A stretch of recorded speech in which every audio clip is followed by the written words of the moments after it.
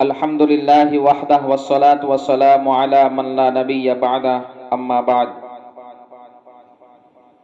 فقد قال اللہ تبارک و تعالی فی کلامہ المجید وفی فرقانہ الحمید فاعوذ باللہ من الشیطان الرجیم بسم اللہ الرحمن الرحیم ومن يبتغ غير الإسلام دينا فلن يقبل منه وهو في الآخرة من الخاسرين صدق الله مولانا العظيم وصدق رسوله النبي الكريم ونحن على ذلك لمن الشاهدين والشاكرين والحمد لله رب العالمين اللهم صل على سيدنا مولانا محمد وبارك وسلم کما تحب و ترضى عدد ما تحب و ترضى۔ برادران عزیز و محترم سامعین کرام، اللہ رب العالمین کا بڑا فضل و کرم احسان ہے اللہ پاک کا کہ اس نے ہم سبوں کو آج کی اس مبارک محفل میں جمع ہو کر قرآن و حدیث کی روشنی میں دین کے متعلق کچھ باتیں کہنے سننے کی توفیق عطا فرمائی ہے۔ دیکھیے کہ اسلام ایک مکمل ضابطہ یا حیات اور اصول زندگی ہے۔ وہ صرف رسم عبادات اور ظاہری پوجا پاٹ کا نام نہیں، بلکہ اسلام زندگی کے تمام شعبوں پر حاوی ہے۔ اس کے پاس معاشرے کے تمام مسائل کا حل ہے، اجتماعی اور انفرادی زندگی کی تمام الجھنوں کو سلجھانے کی اہلیت اس میں بدرجہ اتم موجود ہے۔ اسلام ایک ایسا مکمل نظام زندگی ہے جو انسان کی زندگی کے تمام گوشوں کو منور کرتا ہے اور چاہتا ہے کہ انسانی زندگی ایک ایسے نظام کے تحت گزاری جائے جو خوشحالی اور پرمسرت اور مطمئن معاشرے کا ضامن ہو۔ محترم حضرات، آج جب ہم اپنے گرد و پیش کا جائزہ لیتے ہیں تو ہمیں ہر جانب مسلمانوں کی حالت ابتر نظر آتی ہے۔ ہر چہر متفکر، ہر ذہن مایوس، ہر قدم میں جمود، ہر احساس پزمردہ دکھائی دیتا ہے۔ غرض کے مسلمانوں کے جن حصہ پر نظر ڈالے جائے وہی زخم زدہ نظر آئے گا۔ تعلیم، صنعت و حرفت، اخلاقیات، اقتصادیات، زندگی کے تمام گوشوں میں بدحالی اور گراوٹ کی مسلسل زنجیر ہے کہ جس میں پوری مسلم قوم جکڑی ہوئی ہے۔ یہ اپنی جامعیت و اکملیت کی ان بلندیوں پر پہنچا ہے کہ جس کے بعد جامعیت و اکملیت کا تصور بھی باقی نہیں رہتا ہے۔ لہذا جو شخص دائرہ اسلام میں داخل ہو جاتا ہے تو اسلام اس کی زندگی کے ہر گوشہ میں رہنمائی کرتا ہے، شعبۂ زندگی کے ہر پہلو کی نمائندگی کرتا ہے اور بامقصد زندگی بسر کرے اور بامقصد زندگی بسر کرنے، خیرات و برکات سے پرلمحات زندگی گزارنے، سکون و راحت سے لبریز اوقات بسر کرنے کا پورا موقع دیتا ہے۔ برادران اسلام، دین اسلام نے اپنے متبعین اور ماننے والوں کی اصلاح و تربیت کے لیے کوئی بھی موقع ہاتھ سے جانے نہ دیا۔ وہ حلال و حرام کی وضاحت کرتا ہے، جائز و ناجائز کی تشریح کرتا ہے، حسن و قبح کو بیان کرتا ہے۔ یہی وجہ ہے کہ حدیث پاک میں سرکار دو عالم ہادی اعظم محسن انسانیت صلی اللہ تعالی علیہ وسلم نے فرمایا کہ آدمی کی اسلام کا حسن اس کے لایانی چیزوں کے ترک کرنے میں ہے۔ اور جیسا کہ میں نے عرض کیا کہ اسلام کے احکام و مسائل، شریعت کے اصول و ضوابط کے علاوہ تمام چیزیں، تمام طریقے، تمام راہیں لایانی ہیں۔ اسی طرح ہر ایسی چیز میں مشغول و منہمک ہونا جو بندہ مومن کو اس کے مقصد حیات سے ہٹا دے تو وہ بھی لغو لایانی ہے۔ اور ہر وہ چیز جو انسان کو اس کے حقوق بندگی کی ادائیگی سے روک دے، غافل کر دے تو وہ بھی لغو لایانی ہے۔ بندگی کی شان و شوقت اور عبدیت کی معراج تو یہ ہے کہ ہمارا ہر لمحہ، ہر آن خدا کی یاد سے معمور ہو، ذکر الہی سے منور ہو، کیونکہ اس دار فانی میں بسر ہونے والے ایک ایک لمحہ کا حساب ہوگا. دیکھا جائے گا کہ کون سا لمحہ ذکر میں گزرا, کون سی ساعت خدا فراموشی میں گزری. شان بندگی تو یہ ہے کہ ہر سانس ذکر الہی بن جائے, ہر عمل ذکر الہی بن جائے, لین دین کاروبار ذکر اللہ بن جائے.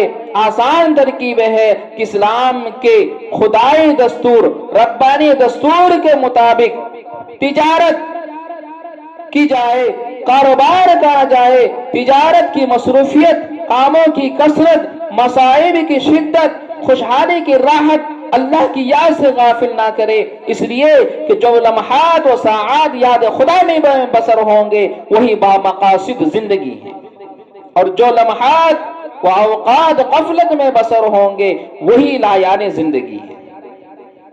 ایک صحابہ کرام کی شان و شوکت تھی کہ ان کے بارے میں قرآن کریم میں اس انداز و اسلوب سے کلام کرتا ہے کہ رجال اللہ تلہیہم تجارت ولا بیع عن ذکر اللہ واقام الصلاۃ وایتاء الزکاۃ یخافون یوما تتقلب فیہ القلوب والابصار. یعنی ایسے لوگ ہیں کہ بیع و تجارت ان کو اللہ کی یاد سے غافل نہیں کرتی, اور نہ نماز قائم کرنے اور نہ زکوٰۃ سے روکتی ہے. وہ ڈرتے ہیں ایسے دن سے کہ جس دن کے دل اور نگاہیں بدل جائیں گی. میرے محترم بزرگ اور دوستو, اس کائنات میں اصل چیز ذکر اللہ ہے. یہ دنیا دار العمل ہے, عارضی ٹھکانہ ہے. حقیقی زندگی آخرت کی زندگی ہے. اصل نفع آخرت کا نفع ہے. جس نے اللہ کے ذکر سے اپنے لیل و نہار, رات دن بسر کیے اور اپنے اعمال درست کیے تو پھر اس کا ثمرہ, اس کا پھل آخرت میں پائے گا. ورنہ یہ دنیا دھوکہ ہے.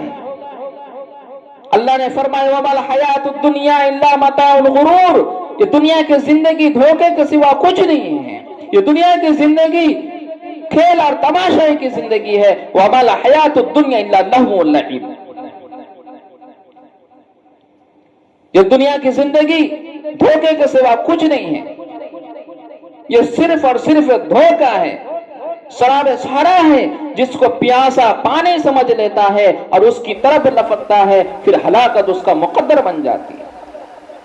اسی طرح جو دنیا کی رینایوں میں پھنس گیا, دنیا کی چمک دمک میں پھنس گیا, دنیا کی رونق کو دیکھ کر کے پھنس گیا, ان کا مقدر عذاب علیم بن جائے گا.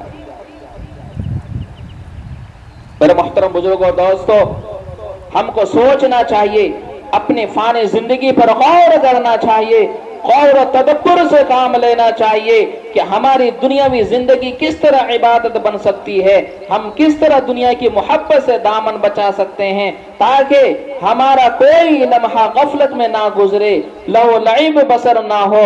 اگر ہم کو اس حقیقت کا استحضار ہو جائے کہ دنیا فانی ہے, آنے جانے ہے, دھوکہ ہے, فریب ہے, اصل زندگی آخرت کی زندگی ہے, اسی کی فکر کرنا عقل مندی ہے, اسی کی زندگی تیاری مقصود و مطلوب ہے, تو پھر ہمارا کوئی لمحہ ضائع نہیں ہوگا, ہمارا کوئی وقت بیکار نہیں جائے گا. میرے محترم بزرگوں دوستو, اسلام نے انفرادی اور اجتماعی دونوں شعبۂ زندگی کے لیے بہترین اصول و ضوابط مہیا کر دیے ہیں کہ جن کو اپنانے اور ان پر عمل لانے میں, ان پر عمل کرنے میں ہی دنیا و آخرت کی بھلائی ہے. ایک مسلمان, سچا اور پکا مسلمان اسی وقت ہو سکتا ہے جبکہ وہ خوش اخلاق, مروت و عافیت, خوشی و مسرت, چھوٹوں پر شفقت, بڑوں کا احترام, پڑوسیوں کا خیال, ایماندار و دیانتداری, یتیموں اور بیواؤں کے ساتھ ہمدردی اور تمام اسلامی امور کو اپنے لیے ضروری قرار دیتے ہیں, تو یقیناً دنیا ایک بار پھر ایک ایسا فلاحی معاشرہ دیکھ سکتی ہے کہ جس کی مثال اسلامی تاریخ کے اوراق میں بھری پڑی ہے, اور جس کی معمولی جھلک بھی ہمارے موجودہ معاشرہ میں کہیں نظر نہیں آتی. لہذا ماضی کے تابناک نقوش سے ہمیں سبق لینا چاہیے اور اپنی زندگی کو انہیں خطوط پر چلانے کا عزم مصمم کرنا چاہیے. آپ صحابہ کرام اسلاف اعظام رضی اللہ عنہم کی زندگی میں لایان اوقات کا تصور بھی نہیں پائیں گے. ان کا جینا، ان کا مرنا، سونا جاگنا، اٹھنا بیٹھنا، چلنا پھرنا، آنا جانا، کھانا پینا، ہنسنا رونا، تجارت و معاشیت، رہن سہن، سب کچھ اسلام کے تابع تھا. وہ قرآن و حدیث کے اصول و ضوابط کے تابع تھے. رسول خدا صلی اللہ علیہ وسلم کی پیروی کرنے والے تھے. انہوں نے اپنے اوقات کو مرضیات الہیہ کے تابع بنا لیا تھا. یہی وجہ ہے کہ ان کی تعریف و ثنا بیان ہو رہی ہے. ان کی شان بندگی تو یہ تھی کہ کہتے تھے کہ ان صلاتی و نسکی و محیای و مماتی للہ رب العالمین لا شریک لہ وبذالک امرت وانا اول المسلمین. یقیناً میری نماز، میری ساری عبادت، میرا جینا اور میرا مرنا یہ سب خالص اللہ ہی کے لیے ہے، جو سارے جہاں کا مالک ہے، جس کا کوئی شریک نہیں، اور مجھ کو اسی کا حکم ہے، اور میں سب ماننے والوں سے پہلا ہوں. لیکن ایک ہماری زندگی ہے، ایک ہمارا اسلام ہے کہ ہمارے اوقات لایانی باتوں میں، فضول کی باتوں میں، بیکار کی باتوں میں برباد ہوتی ہیں. خرافات، بدعات و تفریحات کی نظر ہوتے ہیں. اسلام کا منادی اللہ اکبر کی صدائیں، اللہ اکبر کی آواز رات و دن میں 5 مرتبہ بلند کرتا ہے، لیکن ہمارے دلوں پر کوئی اثر نہیں ہوتا. قرآن کریم ہمیں صراط مستقیم کی طرف بلاتا رہتا ہے، عذاب خدا سے ڈراتا رہتا ہے، لیکن ہمارے دلوں کا جمود ختم نہیں ہوتا ہے. نماز ہو رہی ہے مگر ہم ہوٹلوں میں، گلیوں میں، تفریح گاہوں میں، سنیما گھروں میں، ناچ گھروں میں، بازاروں میں، موبائلوں میں گیم کھیلنے میں، سیریل دیکھنے میں اور کامیڈی بھی دیکھنے میں، فلمیں دیکھنے میں کہہ لگا رہے ہوتے ہیں، ہنستے رہتے ہیں. اپنے حقوق کی ادائیگی سے غافل، خدا کے عذاب سے بے خوف اور ڈڈر ہو چکے ہیں، اطاعت و بندگی سے بے نیاز، زندگی کے لیل و نہار، زندگی کے رات و دن لایانے طور پر ضائع اور برباد کر رہے ہیں. میرے محترم بزرگوں، دوستوں، اللہ رب العالمین سے دعا کیجئے کہ اللہ رب العالمین ہم سبوں کو لایانے